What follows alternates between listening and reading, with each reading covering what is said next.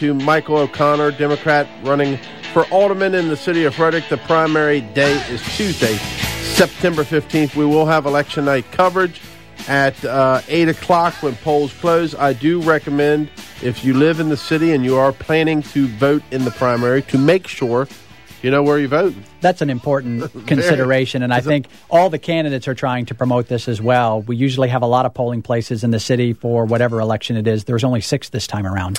Well, once again, for many years, the Armory has been the center, and now, once again, the Armory will be a big place to hang out. For a while, it was a tradition, and they kind of split it up with the schools, and now it's back to really three precincts at the Armory, 3 precincts at Cornerstone Fellowship Church. And you tell people it's the church behind the Fredericktown Mall, and they say, well, which church is that? It's the church in the Strip Center behind the Fredericktown Mall.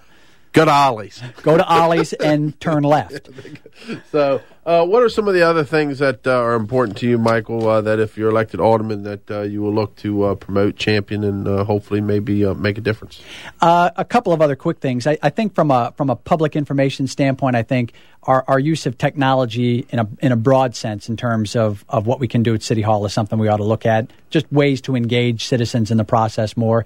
We have so many more tools available now than there were 10 years ago or 20 years ago to invite citizen participation. One of the things, say what you will about the Board of Education and the size of the bureaucracy or whatever it might be, one thing I think they do really well is that find out first. Yeah. And what they are trying to do with their television. I think there are opportunities for the city of Frederick to continue to use its website as a way to get citizens connected, whether it's through the neighborhood advisory councils, whether it's to the planning and zoning decisions that they're most interested in, the Historic Preservation Commission, what we can do with Channel 99 in terms of publicizing a wide array of city services. I think that's one thing. The other thing are the codes and the policies of the city of Frederick, and it's another thing that the candidates have been talking about a lot.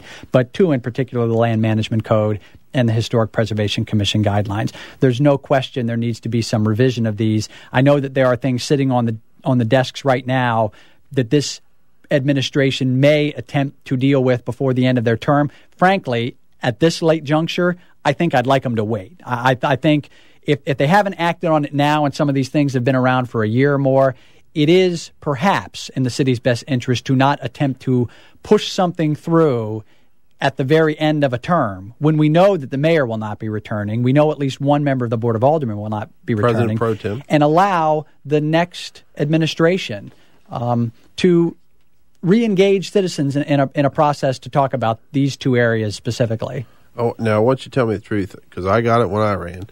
How many people say, what's an alderman? I have gotten that question many times, and my answer is always a simple one. We're the city council. We're the legislative branch of city government. How would you have these annexations? Hot topic. Very. Any insights on those? I'm not a fan of what was done, in part because a year and a half ago, when the city decided that they were going to reopen the process for annexation, the mayor at that time said, I think we can reasonably get through 3, maybe 4.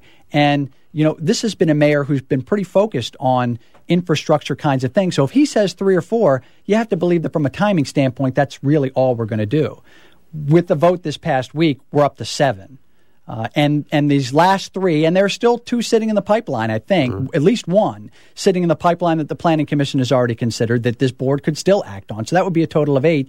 They came in right before that moratorium, that protection of the process drops down, where you don't get these things introduced in what's perceived to be an election cycle because you don't want them to become unduly politicized. And I think what we're seeing now, in many respects, is a politicization of the process, because there seems to have been a rush. I know they've been on the plans for decades, these properties coming in, and I think someday these properties will be in. But when the city and the county have not and cannot sit down and have a constructive discussion about the infrastructure demands that new growth is going to bring, then there's been a breakdown in communications. And I'm not here to point fingers at the city or the county.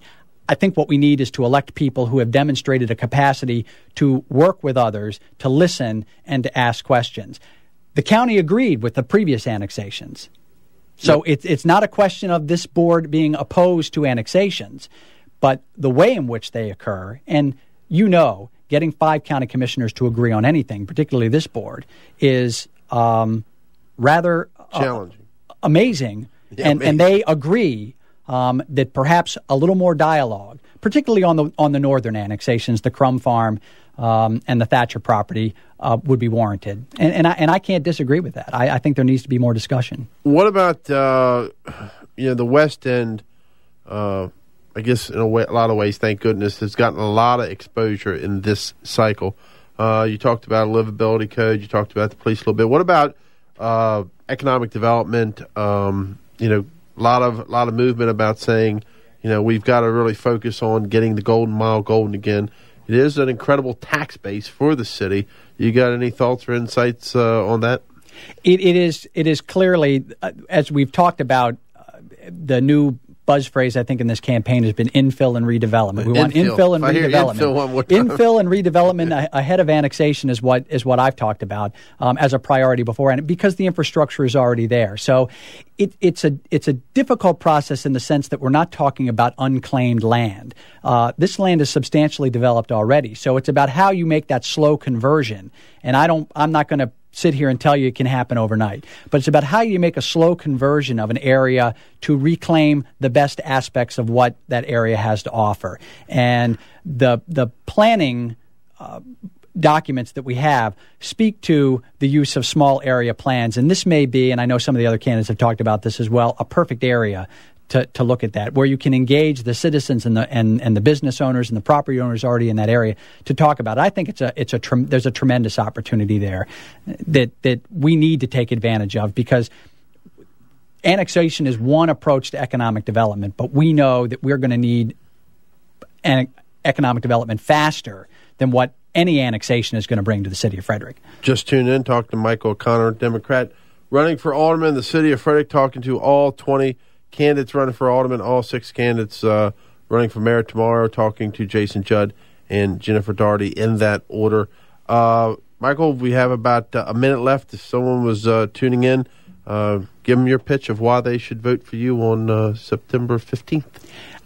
I have spent my adult life in this community in public service from my perspective, whether it's been in radio or in television. I've looked at those positions as positions on behalf of the citizens, to be the people's voice in those meetings as a reporter and a journalist. And it's, for me, a natural extension to now want to bring that service into a more action-oriented way, to actually be able to affect some kind of change in a way that doesn't involve just asking questions and listening. When it hasn't been that in my professional life, I work in the nonprofit realm. My previous professional work that hasn't been media-related was in the nonprofit realm. A volunteer on boards and commissions. I worked on the Aspire Frederick project. I was recognized by the Committee for Frederick County as being the civil citizen of 2006. My adult life has been dedicated to service, and this is an extension of that, and I want to continue to serve this city that I love, that I live in, and that I want my kids to love and live in as well. All right, give us that website one more time. www.mocforalderman.com. All right, Michael, thank you very much for coming in and talking to us. That wraps up today's program.